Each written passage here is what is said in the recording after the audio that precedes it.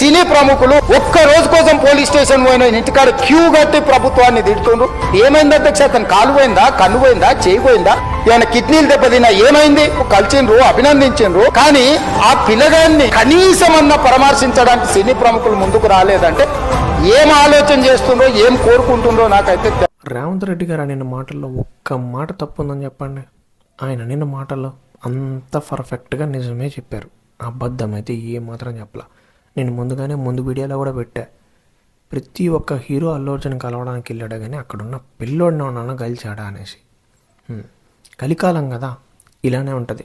నీ దగ్గర ఎంత డబ్బు ఉందనుకో నువ్వు అంత మంచోడివి, అదే నీ దగ్గర డబ్బు లేకపోయింది అనుకో నువ్వు చెడ్డోడివి. రియల్ లైఫ్లో వీళ్ళు రియల్ లైఫ్ హీరోస్ కాదు అని అల్లు అర్జున్ ఇంటికి వెళ్ళి చెప్పిన ప్రతి ఒక్క హీరో కూడా రియల్ హీరోస్ కాదు. సన్నా, మీకు మ్యాండేటరీగా డబ్బు ముఖ్యం and Geetha Arts production support ముఖ్యం. సన్నా, మీ కెరియర్ కోసం ఎంత చిన్న పిల్లోడు చనిపోతే మీకు ఎందుకు? అల్లు అర్జున్ బాగున్నారా, గీతా ఆర్ట్స్ బాగుందా, అంతే కదా కావాల్సింది. డైరెక్టర్ ఇంత అసాసినేట్ చేసినప్పుడు ఇట్స్ పబ్లిక్లీ హ్యూమిలియేటింగ్. నాకు చాలా బాధగా, నేను ఇంత చేసినా కూడా నాకు బాధగా ఉంది సార్. మన తెలుగు వాళ్ళు బరువు తీసిన పైన పెడతామని నేను సినిమా చేస్తుంటే మళ్ళీ లాక్కుంటున్నాం. ఎనీవే, తెలుగులో పరువు నిలబడడానికి నేను సినిమాలు చేస్తున్నాను అని చెప్పారు మీరు ఈ వీడియోలో. తెలుగులో పరువు ఎప్పుడు ఎక్కడా తగ్గలేదు సన్నా. ఎప్పుడైనా సరే, ఎక్కడి నుండైనా సరే. ఈరోజు పొలిటికల్ వైజ్గా ఒక బీజేపీని నిలబెట్టింది తెలుగోడే, అది గుర్తుపెట్టుకోండి. అండ్ అలాగే తెలుగోడు పరువు ఏ పొద్దు ఏ హీరో కూడా తీయలేదు తెలుసా. సీనియర్ ఎన్టీఆర్ గారు నీకు తెలిసి ఉంటుంది కదా, ఆయన ఏ పొద్దు తెలుగోడి పవర్ని కానీ పొగరు కానీ నిలబెట్టిన యాక్టర్లో అతను ఒకరు. అండ్ అంతవరకు ఎందుకు, 90sలో ఒక ఇండియా టుడేలో ఒక ఆర్టికల్ వచ్చింది, బిగ్గర్ దెన్ బచ్చన్. అమితాబ్ బచ్చన్ కన్నా రెమ్యునరేషన్ ఎక్కువ తీసుకుంటున్నారు అని చెప్పి చిరంజీవి గారి మీద ఆర్టికలే వచ్చింది.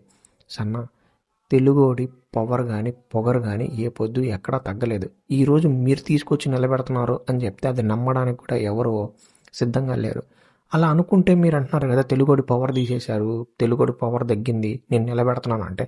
ప్రభాస్ గారు దాదాపు గత 4 ఏళ్ళుగా తెలుగోడి పవర్ ఏంటో, తెలుగోడి సినిమా రేంజ్ ఏంటో బాలీవుడ్లకు చూపిస్తున్న వ్యక్తి ప్రభాస్ గారు. మొన్న కల్కి ఆడియో లాంచ్ కూడా ఫెన్షింగ్ వేసి మరీ చేశారు. ఆ ప్రభాస్ గారు కూడా అన్నారు, ఇదంతా మీ సేఫ్టీ కోసమే చేసింది, నేను దయచేసి క్షమించండి అని చెప్పి. ఒక ఫ్యాన్స్ గురించి ఆలోచించిన వ్యక్తి అయితే అలా ఉంటారు ప్రభాస్ గారు లెక్క. మీకు ఇష్టం వచ్చినట్టు మాట్లాడడం. అండ్ ఒక సీఎం మీ గురించి తప్పుడు, ఆయనకి మీకు ప్రతిపక్షంగా ఎటువంటి గొడవలు లేరు, ఇండైరెక్ట్గా కూడా గొడవలు లేరు. కానీ మీరు చేసిన బిహేవియర్ సీఎంకి నచ్చలేదని చెప్పి ఆయన అలా చేశారు.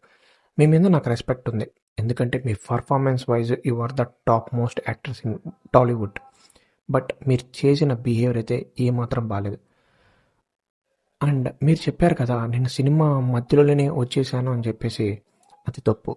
మీరు జాతర సీన్ కంప్లీట్ అయ్యేంత వరకు థియేటర్లో ఉండి చూశారు సన్న. ఆ వీడియోస్ కూడా సర్క్యులేట్ అవుతుంది సోషల్ మీడియాలో. అండ్ అలాగే ఇంకొక మాట అన్నారు మీరు, నేను సెలబ్రేషన్సే చేసుకోలేదు ఈ సినిమా రిలీజ్ అయ్యాక అనేసి. మీరు కేక్ కటింగ్ చేశారు అండ్ థ్యాంక్ యూ ఢిల్లీ అనే ప్రోగ్రాంకి పోయేసి కూడా వచ్చారు. అండ్ ఒక అమ్మాయి ఒక బాబు చనిపోయాడని మీకు 2 రోజుల తర్వాత తెలిసింది అంటున్నారు. ఓకే, 2 రోజుల తర్వాత తెలిసిన తర్వాత కూడా మీ మీద కంప్లైంట్ ఫైర్ అయ్యి మీరు అరెస్ట్ చేసిన 11 days తర్వాతే. 2 రోజుల తర్వాత తెలిసిన తర్వాత కూడా మీరు వెళ్ళి ఒక తల్లిని కానీ అక్కడ ఉండే బిడ్డను కానీ వాళ్ళ ఇంటికి వెళ్ళి మీరేమన్నా కలిసి వాళ్ళకి మోరల్ సపోర్ట్ చేశారా? ఒకసారి ఆలోచించుకోండి. మీరే ఎన్నెన్ని మాటలు ఒక ప్రెస్ మీట్ పెట్టి అబద్ధాలు చెప్తున్నారో అది మీకే తెలియాలి.